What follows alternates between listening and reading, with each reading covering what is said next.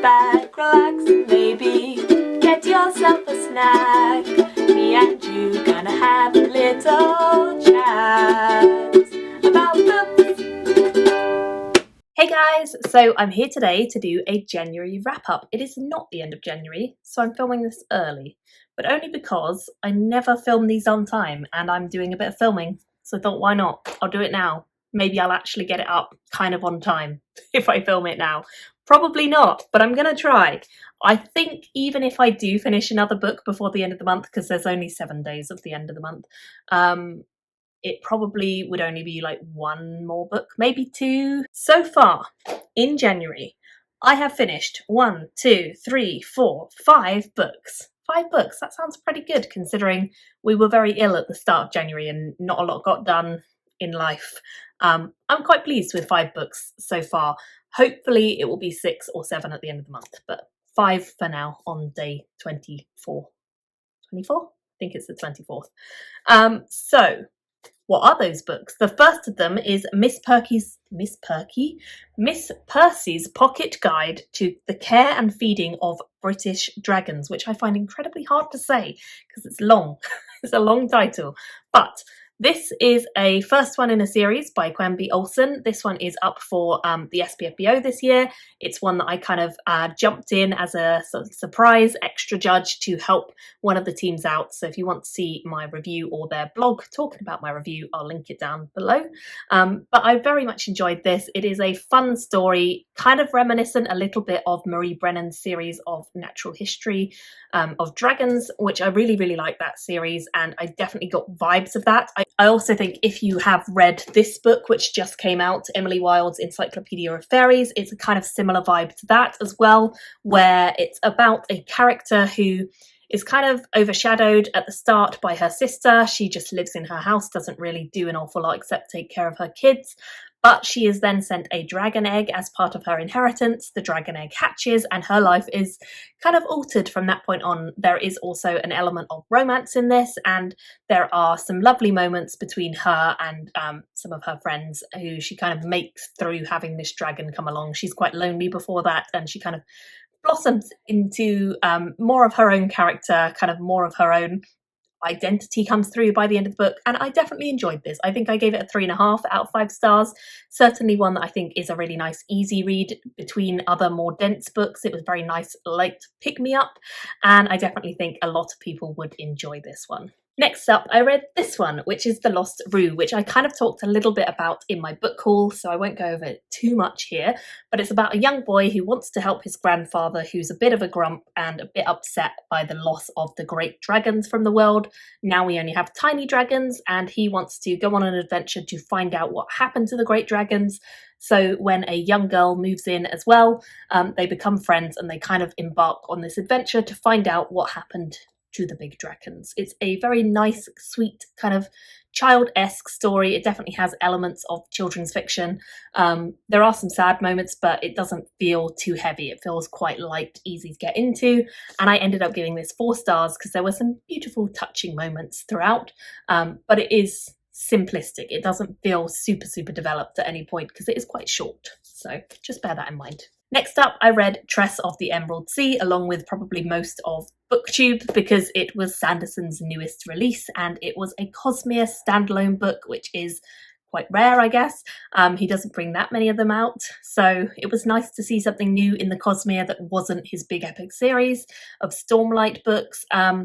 I definitely really enjoyed this. I feel like for me, it was kind of returning to what I love about Sanderson's work, which is Cosmere inventiveness. He also had some more diverse characters in this, which I really liked seeing. And generally, this world building is just fun.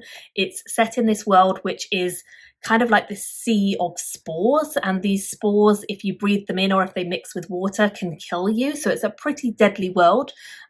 We follow a character called Tress who's never left the island she was born on, but then the person she loves goes on this seafaring adventure. He promises to return, but he doesn't for various reasons, and she has to go off and try and rescue him. So it's a kind of role reversal, anti-princess rescue, I suppose, because she's the one who goes off and does the daring rescue, which I really liked seeing. It does have some fun twists and turns. The elements of magic are really, really cool. There is a character who is deaf in this, who uses a sort of screen reader, laptopy kind of thing.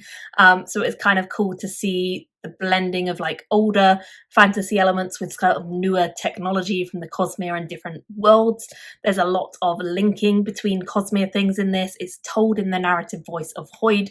So there's a lot of cool stuff. And if you're interested at all in the Cosmere as a whole, it's definitely worth reading. If you're interested in just picking up some of Sanderson's work, it's a little bit different tonally from some of his other stuff because of the narrative voice that is told in. Hoyd is a non-conventional character. He tells stories in very odd, unusual ways, and in this story he's kind of compromised as well by a curse. So it's a weird one for sure, and it's told in some funny ways, but I liked it a lot, and I definitely think this is much more what I want to see from Sanderson. Much more what I enjoy seeing from him, and I definitely am excited for the other secret project books to come out at some point. There are 3 more due to come out across the year, so there will be more Sanderson coming in future, but this one I definitely enjoyed. I gave it 4 stars. Next up, I finished up a duology, which is A Prayer for the Crown Shy by Becky Chambers, which is a monk and robot book. Now, I do believe that Book Roast is doing some sort of Aurelium year-long Choose Your Own Adventure challenge, and one of the challenge prompts for January was to finish a series. Now, I think this is the end of the series, A Prayer for the Crown Shy. I believe there's only the 2 books in a Monk and Robots series. Correct me if I'm wrong. I think I've completed that series, hopefully, with this book, and it was fun. I enjoyed it. I think I preferred the first one in the series because that one felt a little more emotional to me. This one still follows the monk and robot as they adventure around the world together to kind of introduce the robot to humanity and show what humans are. It asks a few big questions. It's quite a short book because it is a novella, but it does have some poignant and interesting thoughts which it brings up. I definitely liked it. I found it a lot of fun, but I would say I do think the first one was stronger. So for me, I gave this 3.5 stars, but I think I enjoyed the first. I do think maybe if I'd read them just back to back as one thing, it would have worked really well. But because there was quite a long gap between me reading the first and the second, this one just didn't feel as developed as a whole, I think, and emotional as a whole.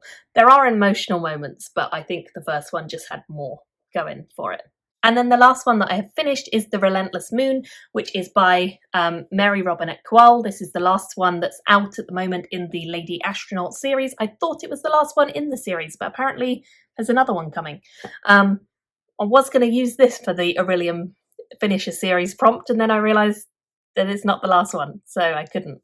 But I did enjoy this. I'm pleased that I finally got around to catching up with the series because my husband's been telling me to for ages because he really liked them.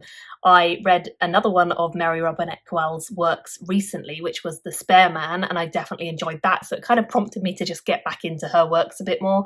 And I really enjoyed this one. I think it's good mystery of a kind of character who is a politician's wife, but also an astronaut or an astronet, as they're kind of known in this world. She is a little bit overlooked in her day-to-day life for being female, but she has fought her corner throughout her life and she's kind of proved herself, and she gets launched off to the moon where there is some political unrest. There is a group kind of threatening the colony on the moon, and we also have threats going on back on Earth as well for the human population from this group who are anti-moon living. So it's a very mixed up book. It's a mixed up story with some events taking place on Earth, some taking place on the moon, and her jetting between them, and her story of her romance with her husband, which is kind of on the rocks a little bit, some ups and downs medically, some interesting twists, which I didn't always see coming, and I liked it. I definitely enjoyed it. So I gave that one 4 stars as well. And that is everything for January. I realise in doing this, I don't think I ever wrapped up December. So maybe I should tell you what I read in December. I read 4 things in December, and I've already mentioned one of them, which is this one, Emily Wilde's Encyclopedia of Fairies, which I think came out pretty recently. This one I enjoyed. It's about a young sort of fairy researcher, I guess, who's called Emily Wilde. She is looking into the Fae in this world. She goes to a very remote village called Sravnik. Honestly, I can't say that.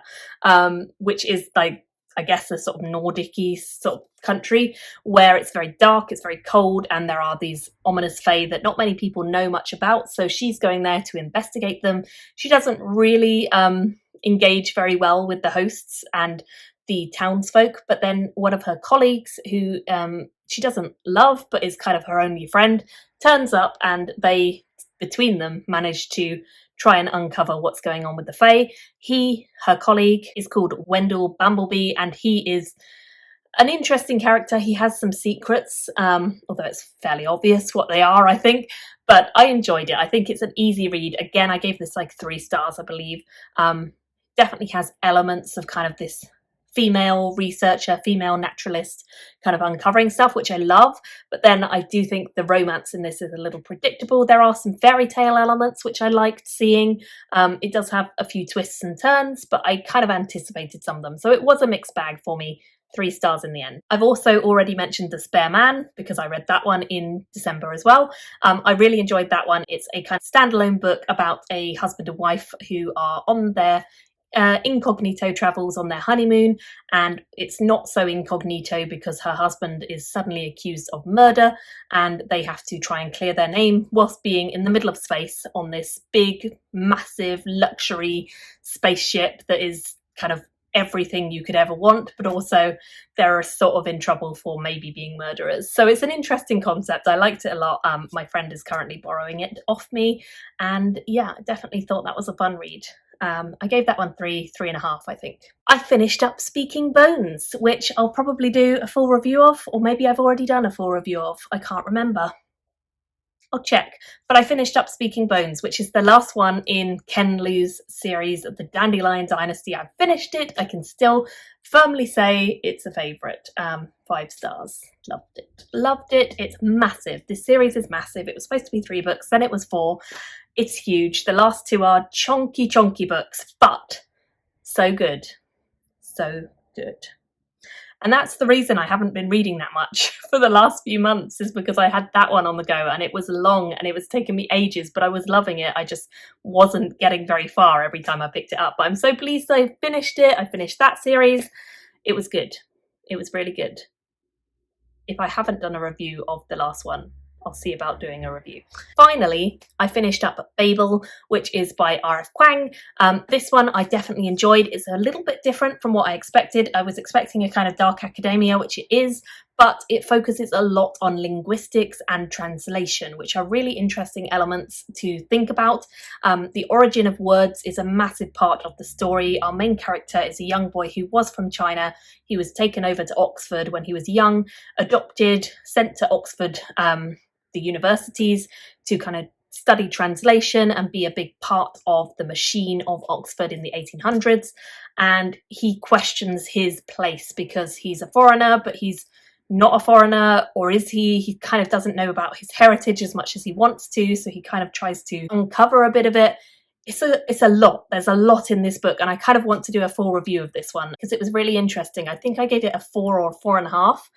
I think maybe a 4, but I really enjoyed this. I thought it was just so different from her other series, surprisingly so, but I really liked it, and I could definitely see this being a Marmite book where you're either going to really like it if it's talking about things you're interested in. Like for me, I love the origin of words. I love words in general. I work with words daily, so it kind of worked for me, but I do think there are some annoying bits in the audio that were frustrating. I did audio some of this, and it has like weird translations done in a sort of Siri Alexa robotic kind of voice, which I didn't love.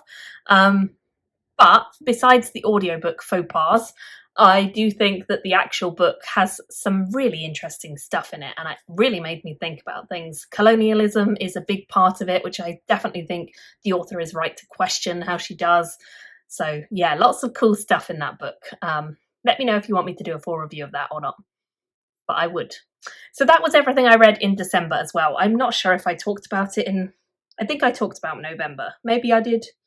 Anyway, that's going too far back. So that's everything I read in December and in January. Let me know what you read. Let me know if you've read any of these ones and what you thought of them. Thank you all so much for watching, and I'll see you very soon in another video. Bye everyone. Thank you for watching my video today. Go pick up a book, then come back and chat with me again.